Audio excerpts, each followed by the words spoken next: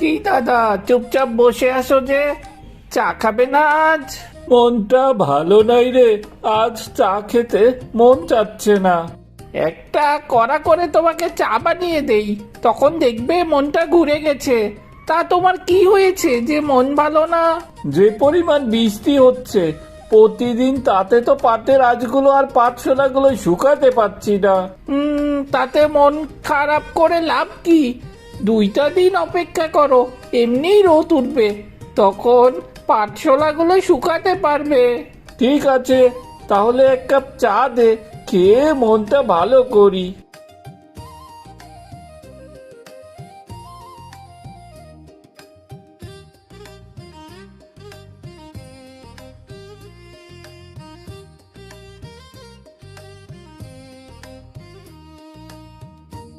কি রে, তুই এখনো খেলা করছিস? তোর পড়াশোনা নাই বুঝি? আমি তো স্কুলে শিক্ষকরা যে পড়া দিয়েছিল তা শেষ করে ফেলেছি, তাই তো একটু বাইরে এসে উঠানে খেলাধুলা করছি। সারাক্ষণ মেয়েটা খেলবে, তাও আবার একা একা। তা তোর বান্ধবীরা বুঝি তোর কাছে আসে না? বান্ধবীদের বাড়ি তো অনেক দূরে, কেমন করে আসবো মা? মা, মা জানো, আমাদের স্কুলে 2 দিন পরে সাংস্কৃতিক অনুষ্ঠান হবে। আমিও ওখানে নাম দিয়েছি, আমি ওখানে নাচবো। তুমি আমাকে একটু নাচ শিখিয়ে দেবে? ঢঙ্গি মেয়েকে দেখো, আবার নাকি নাচ দেবে। আমি কি কখনো নাচ করেছি নাকি যে তোকে আমি নাচ শিখিয়ে দেব? তুই তো দেখলাম নিজেই কিভাবে যেন কিছু নাচ শিখলি। তা তুই নাচ শিখলি কিভাবে রে? পাশের বাড়ির মনীষা দিদি আছে না, সে তো নাচতে পারে, সে আমাকে একটু একটু নাচ শিখিয়েছে। আর স্কুলে গেলে তো নাচের অনুষ্ঠানে দেখি মেয়েদের নাচ, ওখান থেকেই আমি শিখেছি। নিজে নিজে অনেক কিছু শিখে ফেলেছিস। তা ওই দিন অনুষ্ঠানে যেতে হলে নাচের তো কিছু অন্তত শিখে যেতে হবে। তুই মনীষার বাড়িতে যা, ওখানে গিয়ে বাকিটুকু শিখে আয়। যেদিন অনুষ্ঠান হবে ওই দিন কিন্তু তুমি আমাকে নিয়ে যাবে, আমি একা একা যেতে পারবো না, আমার বাড়িতে অনেক কাজ থাকে। আমি তোকে কিভাবে নিয়ে যাই? তুই তোর বাবাকে বরং বলিস, তোর বাবা তোকে নিয়ে যাবে ক্ষণ। ঠিক আছে, তাহলে আমি আরেকটু খেলাধুলা করি, বিকেলবেলা মনীষা দিদির বাড়িতে যাব। আর খেলতে হবে না, তুই যা তো, ঘর থেকে থালাবাটিগুলো নিয়ে আয়, ওগুলো ধুয়ে আনি পুকুর পাড় থেকে। আমি পারবো না, তোমারটা তুমি গিয়ে নিয়ে আসো, আমি খেলছি। তুমি দেখছো না তোর দুষ্টামি দিন দিন যেন বেড়েই যাচ্ছে, কোনো কথা শুনিস না আমার। তোর বাবা আসুক, তোর বাবার কাছে আজ আমি নালিশ করব। হ্যাঁ, করো গিয়ে বাবার কাছে নালিশ, করলে বুঝি বাবা আমাকে বকা দেবে? কখনোই দেবে না, দেখা যাক, তোর বাবা আগে আসুক।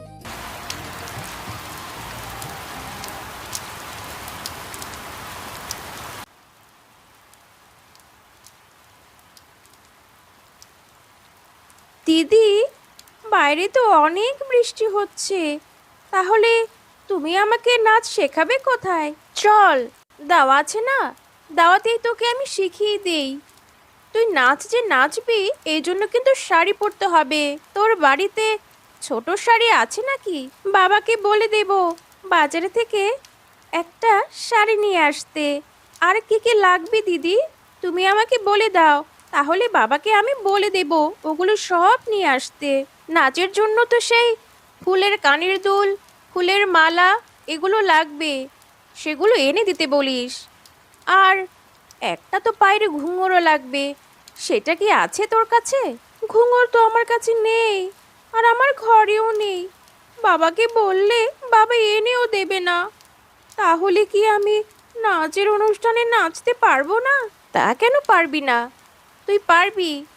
আমার কাছে এক জোড়া ঘুঙুর রয়েছে, আমারটা আমি তোকে ওই দিনের জন্য দিয়ে দেব, তুই নাচ শেষ করে আমাকে আবার ফেরত দিয়ে যাস।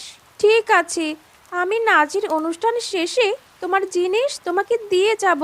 তাহলে এখন আর কিছুক্ষণ নাচের মুদ্রা তৈরি করে নে, আমি যেভাবে বলি সেভাবে করে নাচ, তাহলে অনুষ্ঠানেও খেয়াল করে ওভাবে নাচবি।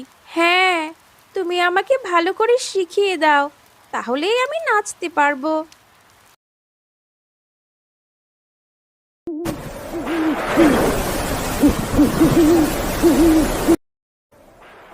তোমার মেয়েটা দিন দিন অনেক দুষ্ট হয়ে যাচ্ছে।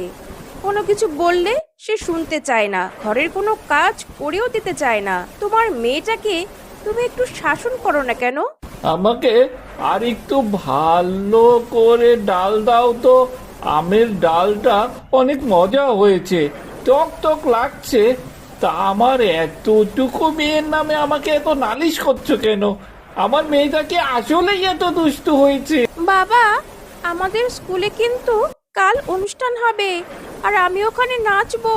তুমি কিন্তু আমার জন্য সকাল সকাল বাজার থেকে শাড়ি কিনে নিয়ে আসবে, সাথে ফুলের মালা, কানের দুলও নিয়ে আসবে। তা না হলে কিন্তু আমি নাচতে পারবো না। তা তো খুব ভালো কথা, কিন্তু সকালবেলা কিনে আনতে তোর আবার স্কুলের অনুষ্ঠান শেষ হয়ে যাবে না তো? না বাবা, আমার তো নাচতে নাচতে সেই দুপুর হয়ে যাবে। ততক্ষণে আমি তৈরি হয়ে নেব। তুমি শুধু তাড়াতাড়ি করে বাজার থেকে নিয়ে এসো, তাহলেই হবে। আচ্ছা ঠিক আছে, আমি সকালে গিয়েই বাজার থেকে তোর জন্য শাড়ি আর যা যা লাগে নিয়ে আসবো। আশা করি কাল সকালের আগেই এই ঝড় শেষ হয়ে যাবে।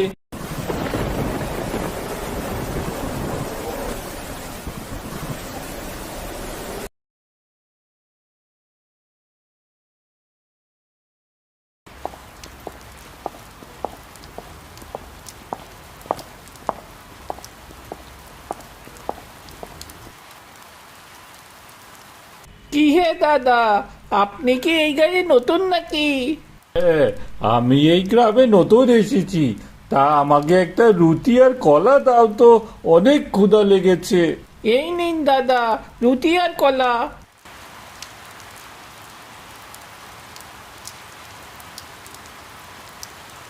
অনেক ক্ষুধা লেগেছিল তো, তাই খেয়ে ফেললাম। আমার গলায় একটু রুটি আটকে গেছে, আমাকে এক গ্লাস জল দাও তো। এত অস্থির হয়ে খাবেন না দাদা, তাহলে আরো কষ্ট হবে। আপনি আস্তে ধীরে খান, আর এই নিন জলটাও খেয়ে নিন। হ্যাঁ, দাও দাও, আমি খেয়ে দিচ্ছি। আচ্ছা, আমার একটু থাকার কোনো ব্যবস্থা করে দিতে পারবে? এই গায়ে তো আলাদা করে আপনাকে থাকার ব্যবস্থা করে দিতে পারবো না। এমনিতেই আমার এই দোকানের পিছনের আমার ছোট্ট একটা ঘর আছে, আমি ওখানে একা মানুষ, একাই থাকি। তা আপনাকে আমি কিভাবে আবার ব্যবস্থা করে দিব?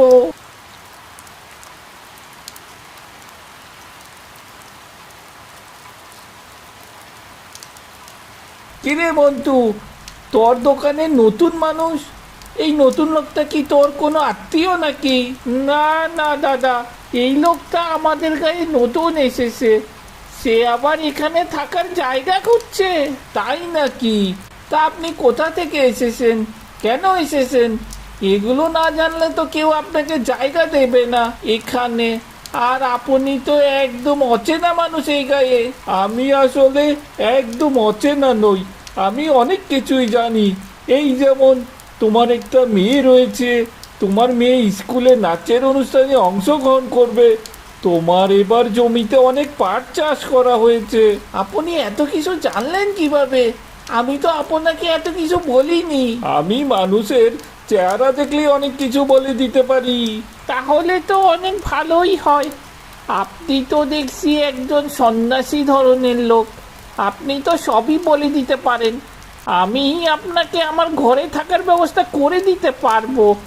আপনারা থাকার জায়গা খুঁজতে হবে না। তাহলে তো ভালোই হয়, আমি অনেক ক্লান্ত, আমাকে একটু বিশ্রামের ব্যবস্থা করে দাও। আমি তো অবাক, এই লোকটা অনেক কিছু বলে দিল আমার। আমি তাহলে যাই, আমার মেয়েটা এদিকে আবার অপেক্ষা করছে আমার জন্য।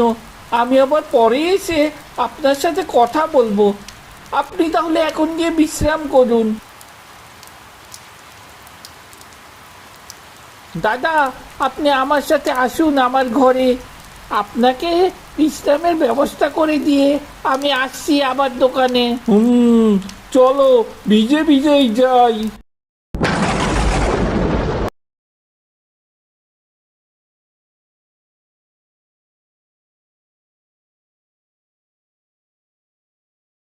বাবা, শাড়িটা অনেক সুন্দর হয়েছে। মা, আমাকে শাড়িটা পরিয়ে দাও আর ফুলের মালাগুলো চুলে দিও। আমাকে ভালো মতো সাজিয়ে দাও বলছি। ঢঙ্গি মেয়ের শখ দেখে আর বাঁচি না। হ্যাঁ তো শখ। আয়, তোকে তৈরি করে দিচ্ছি।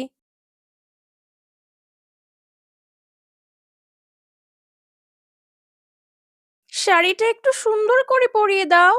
এভাবে হচ্ছে না তো। তুমি খুলে আবার ভালো করে পরিয়ে দাও। দেখেছো তোমার ঢঙ্গি মেয়ের কাজ?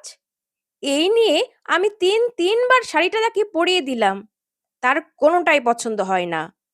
এত ঢঙ্গি হলে তুই বড় হয়ে কি করবি? তোমাকে তো বলেছি আমাকে একটু ভালো করে সাজিয়ে দাও। তুমি তো ভালো করে পারছো না, তাই তো বারবার অন্যভাবে আমি শিখিয়ে দিচ্ছি। তো ওইভাবে তুমি দিচ্ছ না কেন? তোর অনুষ্ঠান তো শুরু হয়ে গেল, তুই এখনো শাড়ি নিয়েই ব্যস্ত আছিস? তাড়াতাড়ি তৈরি হয়ে নে, যা। আমি তো তৈরি হচ্ছি। দাও দাও, আমাকে এবার ফুলের মালাগুলো ঠিক করে সাজিয়ে পরিয়ে দাও তো। এটাও তো তোকে দুবার পরিয়ে দিলাম, তুই এমন না তেমন, তেমন না এমন করে বারবার খালি বিরক্ত করছিস। হয়েছে হয়েছে, তুমি আরেকটু ভালো করে সাজিয়ে দিলেই তো হয়। এত কেন বকাঝকা দিচ্ছ আমাকে? কই হলো রে মা তোর? চল তাড়াতাড়ি চল, এদিকে আবার অনুষ্ঠান শেষ হয়ে যাবে তো। আমাদের তো কপাল ভালো, এখন আর ঝড় বৃষ্টি হচ্ছে না। আর একটু অপেক্ষা করো বাবা, আমার এই বুঝি হয়ে এলো। কেরে মন্টু, তোর দোকানে নাকি একজন লোক আছে যে সব কিছু বলে দিতে পারে? তা আমাকে দেখে কি আপনি কিছু বলে দিতে পারবেন? তুমি আমার সামনে এসে বসো, হাতটা দেখি মা।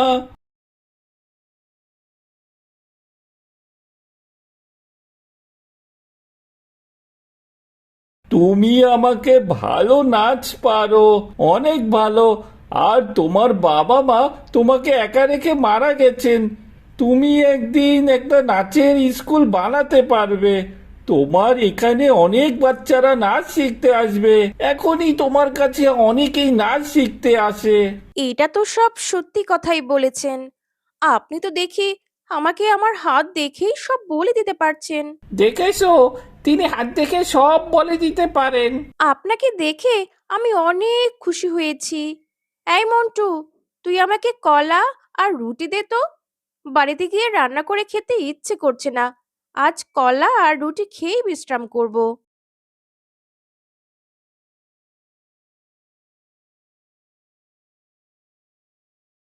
হলো তো এবার, তুই তো নাচতেই পারলি না এবার। তুই এত বেশি সাজুগুজু করতে চাইলি যে তোর সাজুগুজু আর শেষই হলো না। এত সাজগোজ করে আসতে আসতে তোর অনুষ্ঠানই শেষ হয়ে গেল। আমার অনেক কান্না পাচ্ছে বাবা। আমি এত করে চাইলাম অনুষ্ঠানে নাচবো, সবাই আমাকে হাততালি দেবে, আর কিনা দেখো আমাকে ফেলে রেখেই নাচ শেষ করে দিল। ও মা গো! আর কান্না করতে হবে না, এখন তো অনুষ্ঠান শেষ হয়ে গেছে।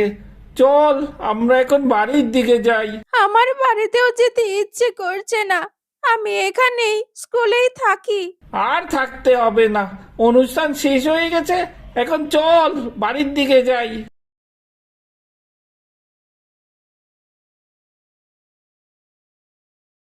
শোনো তো, তোমাদের এদিকে কি কোনো অপরিচিত লোক এসেছে? কাউকে দেখেছো? কি বলেন? কই, কেউ তো আসেনি। তবে কিছুদিন আগে একজন লোক এসেছেন, তার নাম হচ্ছে রাঘব। তিনি মানুষের হাত আর চেহারা দেখে ভবিষ্যতে সব কিছু বলে দিতে পারেন, এমনকি তার অতীতের কথাও বলে দিতে পারেন। এই লোকটার নাম বুঝি রাঘব? আচ্ছা হোক। তা তিনি কি দেখতে লম্বা আর একটু মুখে খোঁচাখুচি দাড়ি রয়েছে? হ্যাঁ, তাই তো। আপনি কি তাকে চেনেন? আপনি তাকে চেনেন কিভাবে? এই লোকটা হচ্ছে একজন পাগল। সে আমাদের পাগলাগার থেকে পালিয়ে চলে এসেছে। এখন সে কোথায় আছে খুঁজে খুঁজে তাকে আমরা ধরে নিয়ে যেতে হবে। তিনি তো আমার বাড়ির পিছনেই থাকেন। এই দোকানের পিছনে আমার একটা বাড়ি রয়েছে, ওখানেই বিশ্রাম নিচ্ছেন। আর লোকজন আসলে তাদের সাথে কথা বলেন।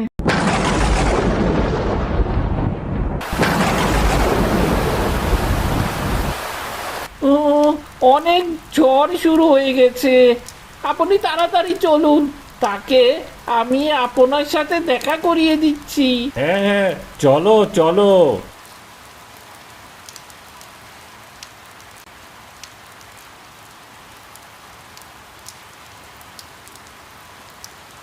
তিনি তো এখানে নেই, আমি তো আশেপাশে দেখছি না।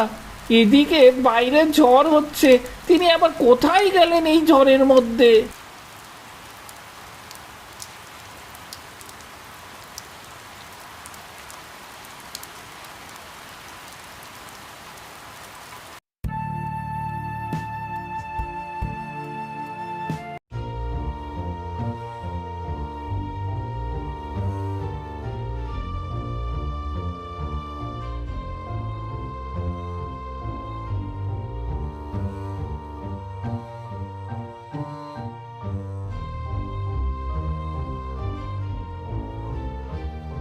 ডাক্তারবাবু, আপনি কি শুনতে পেরেছেন? রাঘব বাবু ঝড়ের কবলে পড়ে মারা গেছেন। তাকে তো আপনার সাথে আর যেতে দিতে পারলাম না। খুবই খারাপ খবর। কি করব বলো, উনাকে তো পাগলাগারদ নিয়ে যাওয়ার জন্যই এসেছিলাম। বেচারা আমাদের কথা না শুনে পালাতে গিয়ে মারা গেল। খুবই খারাপ লাগছে তার জন্য আমার। সে যদি না পালাতো তাহলে আমাদের এখানে গিয়ে অনেক ভালো থাকতো। এখন কি আর করা, ভাগ্যে যা আছে তাই তো হবেই।